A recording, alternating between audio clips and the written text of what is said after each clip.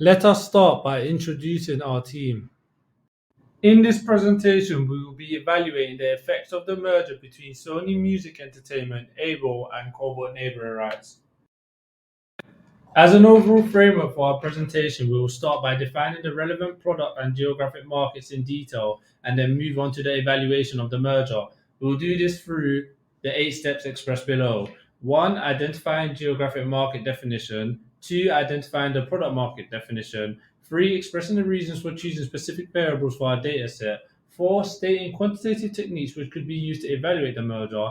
5. Identifying factors affecting market power. 6. Identifying factors affecting the likelihood of collusion. 7. Identifying the efficient gains. And finally, identifying structural remedies. To shed some light on the companies that we'll be looking into, here's some background information about them. Sony Music Entertainment, a subsidiary of Sony Corporation, is one of the largest music and entertainment companies globally.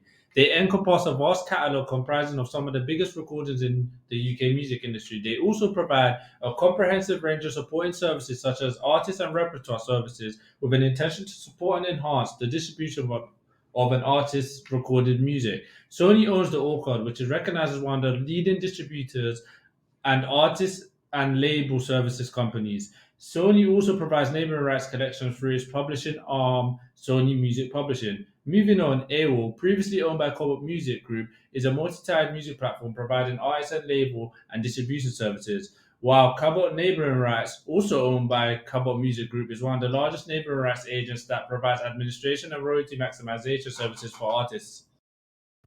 On the 18th of May 2021, Sony Music Entertainment acquired all the issued shares of AWOL and Cobalt Neighboring Rights from Cobalt Music Group for £314 million. As a result, on the 16th of September 2021, the Competition and Markets Authority conducted an own initiative investigation to examine the merger as they believe it could potentially go against competition policies in the market for wholesale distribution of recorded music. With respect to the given scenario, the merger policy dealt with the situation wherein CMA believed the acquisition of AWOL and Cobalt neighboring rights by Sony Music Entertainment led to a substantial lessening of competition in the market as a result of the potential creation of a dominant position for the newly merged entity. To define the relevant market, the implementation of a SNP test is a pivotal step. The SNP test is a hypothetical monopolist test conducted by government antitrust agencies to determine whether a defined market can sustain a price increase once monopolized. In the case of Sony Music Entertainment, AWAL, and Cobalt neighboring rights, the 5% hypothetical rise in the price of subscriptions through the AWAL platform, fused with exclusive releases from Sony Music Entertainment and Cobalt signed artists, increased the odds for a low elasticity of demand following a price rise. Furthermore, the aspect of other active big fish competitors in the market raises uncertainty in the demand elasticity response within consumers. Warner and Universal are the other two leaders operating in the music industry that offer substitute products and services. The potential response to increased price may imply switching to Sony's competitors, lowering the sales, and proving that the monopolistic tendencies are destructive to profitability.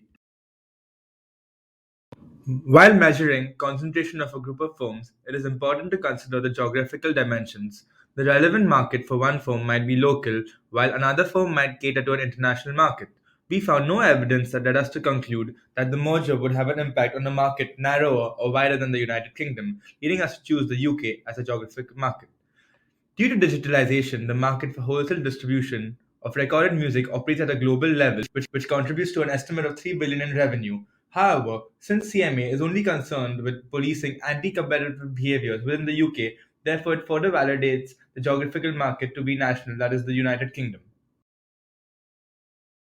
The wholesale distribution of recorded music in the UK is divided into two submarkets: independent label music production and sound recording and music publishing.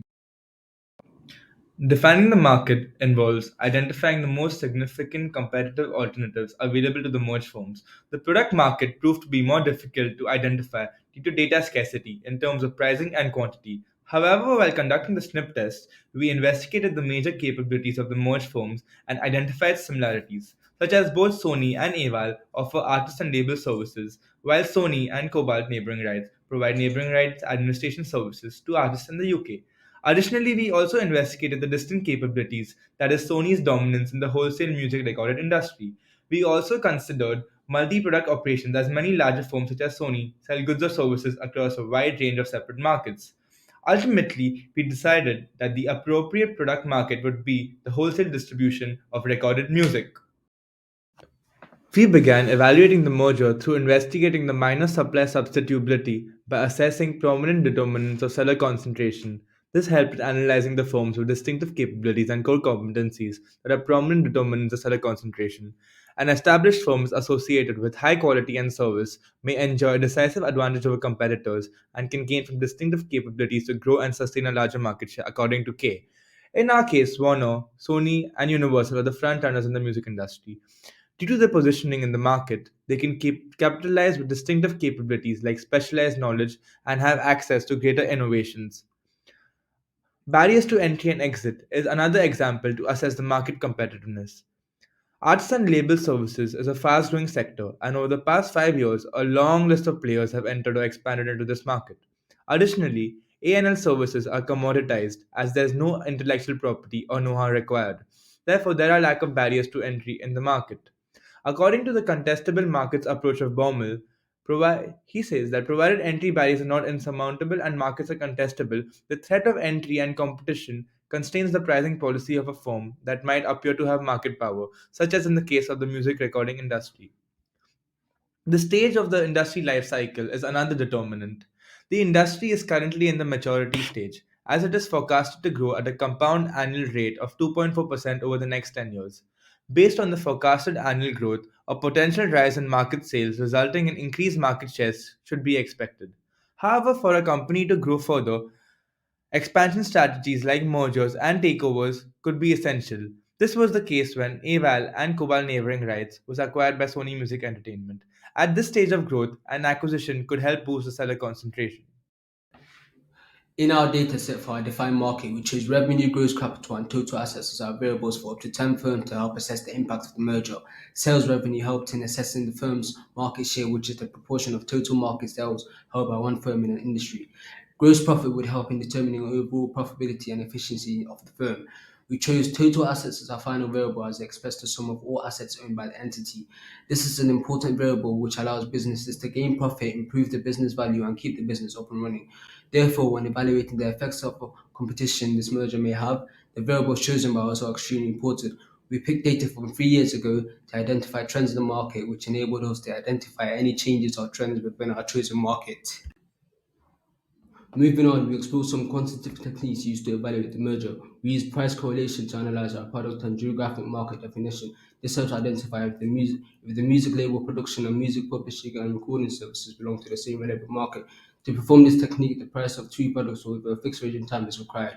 If the two products have a price series which move together very closely, then we would assume that they are close substitutes and hence in the same relevant market. Whereas on the contrary, moving independently of each other would disprove our conclusion of the relevant market.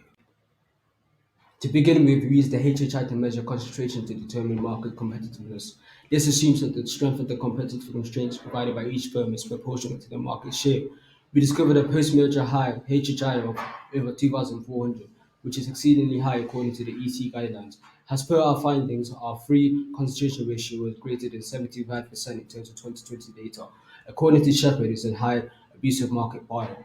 According to Schumpeterian hypothesis and theory of creative destruction, high levels of seller concentration indicates a fast pace of technological change in the industry. Whilst creating a dataset for firms in the wholesale recorded music industry, we concluded that after the merger, a CR3 of 78.5% was reached, a substantial increase of HHI from 2057 to 2410. Further increments in market share, gross profits, and total assets were consecutively observed. This suggests an overall increased dominance in the market by Sony. Post merger, they had a market share of roughly 29%.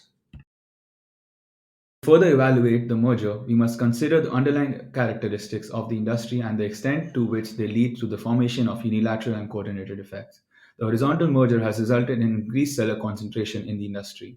Post merger HHI of 2400, in conjunction with a three firm concentration ratio of 78%, is concerning. This would also allow SME to degrade non-price aspects of its competitive offering, such as reducing their own innovation efforts. It is also important to look at how switching costs could impact the competitiveness. Switching costs are incurred when customers face additional costs if they decide to change the supplier of a product or service. In the case of SME, AVAL, and KNR, the merger might have resulted in fewer alternatives for consumers, therefore resulting in an increase in switching costs for them post-merger. As a result, competitors facing capacity constraints may not be able to serve customers switching away from rivals and may provide a less effective constraint after the merger. A strong competitor for KNR is PPL, as there has been proof of customers switching between the two competitors in recent years. Therefore, the merger does not result to a realistic prospect of substantial lessening of competition as a direct impact of horizontal unilateral effects regarding the distribution of UK neighbouring rights administration services.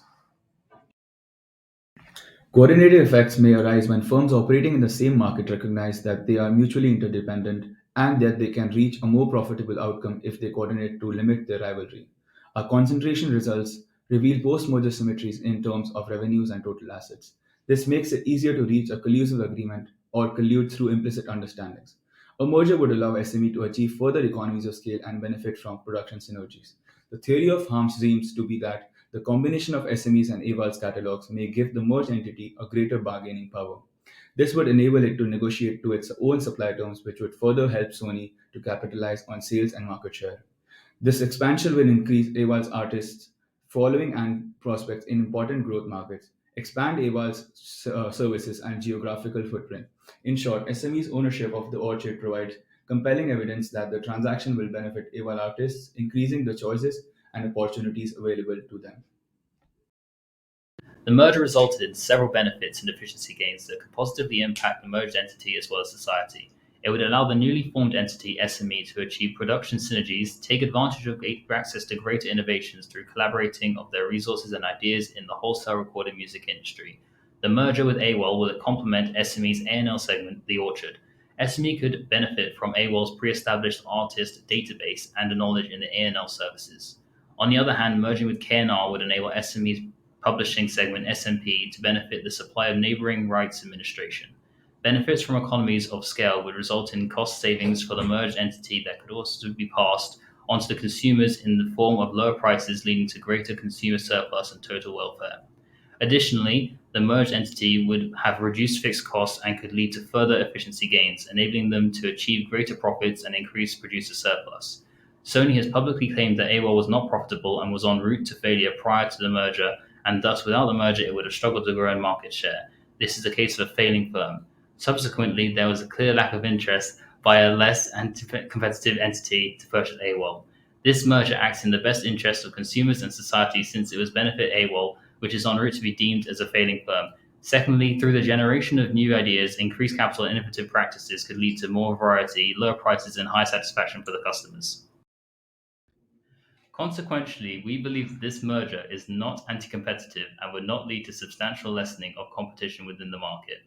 As expressed in our datasheet prior to the merger, SME was not a market leader and the total market share of AWOL and KNR was not large enough to affect market dynamics. It was under 8%. The concentration ratios and HHI data did not raise concerns over the concentration of the market post-merger. Moreover, evaluation of the possible unilateral and coordinated effects of the merger helped us establish that neither AWOL nor KNR were close competitors to SME prior to the merger. Therefore, we conclude that this merger would not have led to substantial lessening of competition within the market. Structural remedies are more likely to deal with an SLC and its resulting adverse effects directly. Implementation of a partial divestiture, such as in this case, would result in CMA seeking to divest all or part of the acquired business to a suitable purchaser who can provide effective competition. If operating the branch of the merger proves costly, as with AWOL, which was deemed by Sony to be unprofitable from the start, and if they fail to fix that, the divestiture will be used to cut costs. Additionally, merger remedies are a key mechanism to maintain or restore competition in the markets post-mergers used by the competition authorities. The harmful effects of the merger could be eliminated if the remedies are applied correctly. To determine the true impact of the remedies, implementation of damages assessments could be useful quantitative technique.